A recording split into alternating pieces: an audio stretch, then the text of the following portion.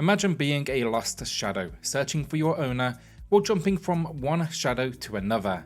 That is the premise of this unique puzzle platformer SCHiM on the Nintendo Switch.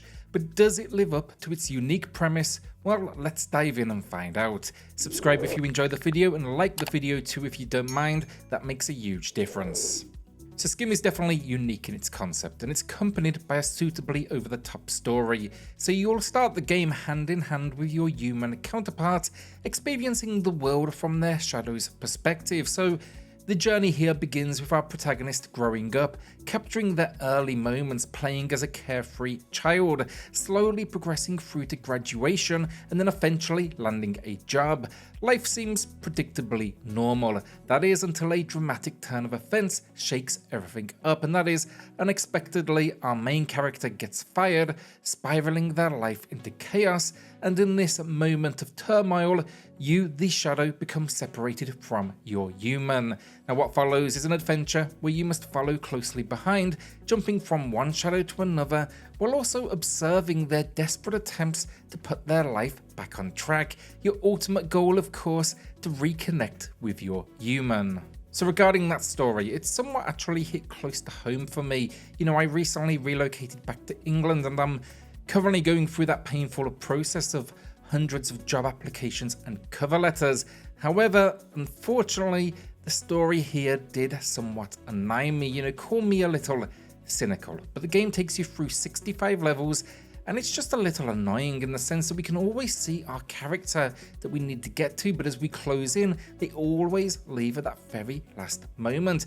Just found it a bit frustrating, like when they go into a supermarket, why wouldn't I just wait by the entrance until they come out instead of chasing them around like a psycho? You know, I might be digging in a little too much here, honestly, but yeah, I think a homeward bound setup might have been a little more rewarding, where we have an end goal to get to, like their home, for example.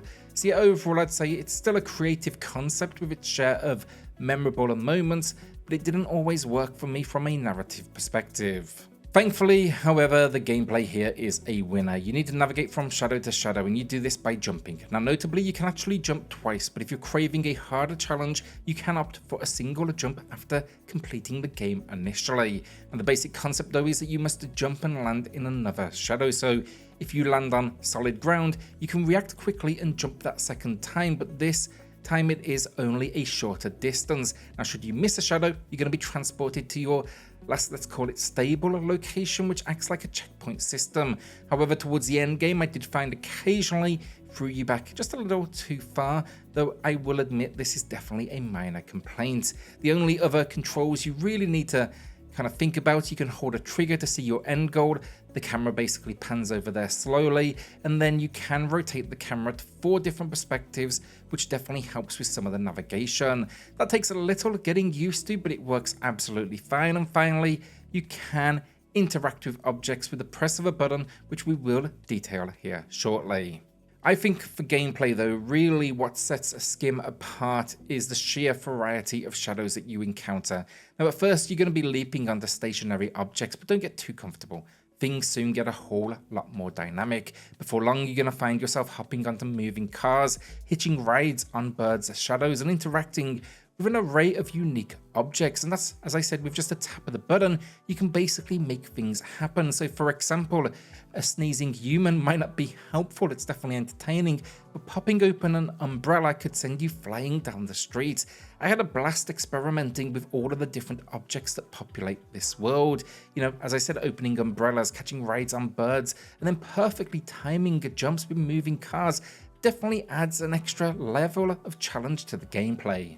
At this point though, look, I won't pretend it's much more complex than that. The only other real gameplay element is hidden objects in these locations. If you find them, they're going to take their place in this world, potentially opening up a new shortcut to success. But the game constantly has something new up its sleeve to keep you engaged. That's the things you can interact with. So another example here, kites you can move yourself once you do take control of their shadow.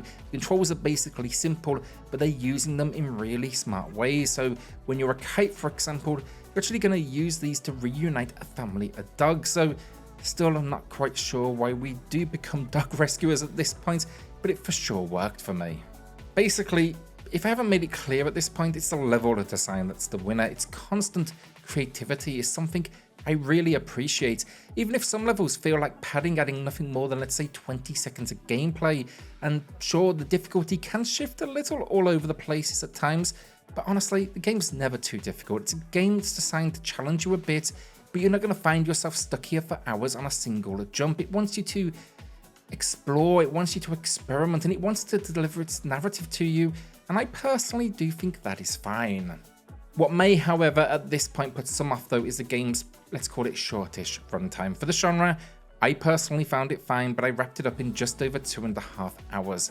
Now on completion, you can revisit it to find the hidden objects that will no doubt add an extra couple of hours or so, as I missed many personally. And then there is also a handy level select screen to help you in that mission. Basically, you can see which ones you skipped and then you can dive back in. You can also once again challenge yourself to try the single jump option, meaning no mistakes at all. One missed opportunity, in my opinion though, is the absence of a jump counter. Could you overcome the level within a certain number of jumps or beat your personal best? It's something they could maybe, consider for a future update if viable, because my personality loves high score chasing, so in this case it would be low jump number chasing, but I know that would resonate with so many out there as well, and that would personally keep me coming back. So yeah, look, from a gameplay perspective, SCHiM uses its simplistic concept wisely. Although there were occasions where locations felt a little repetitive, I found the core mechanics really enjoyable.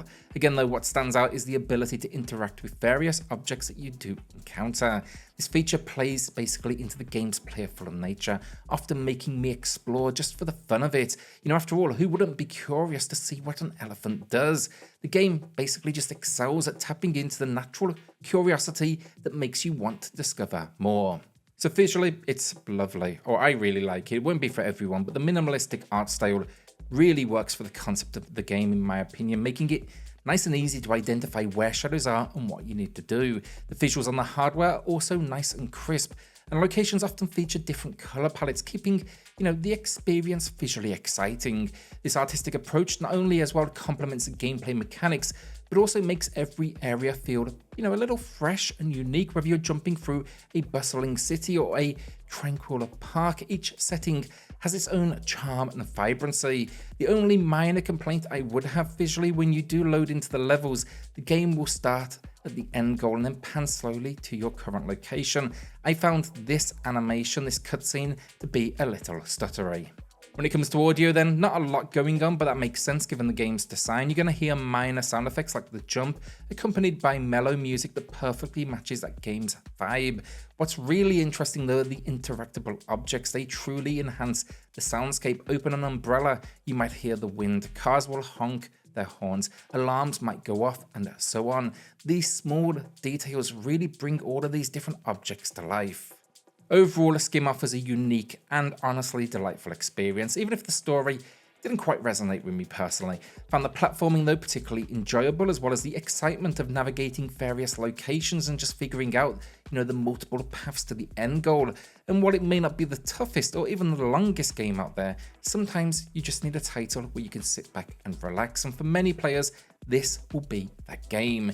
Don't let the puzzle platforming genre deter you. It's manageable for players of all ages and experience levels, and although I wish they had been a bit more creative in terms of replayability, I have no qualms about recommending SCHiM. There's genuine potential here as well for something truly special in the future. Now today it's a good 7 out of 10 from me, and I hope the developers continue to evolve this formula from here on out. So will you be checking out SCHiM? Let us know in the comments below. With that, hit subscribe, join us here for reviews, deals, news and lists daily, and I'll see you all on the next video. Thanks everyone.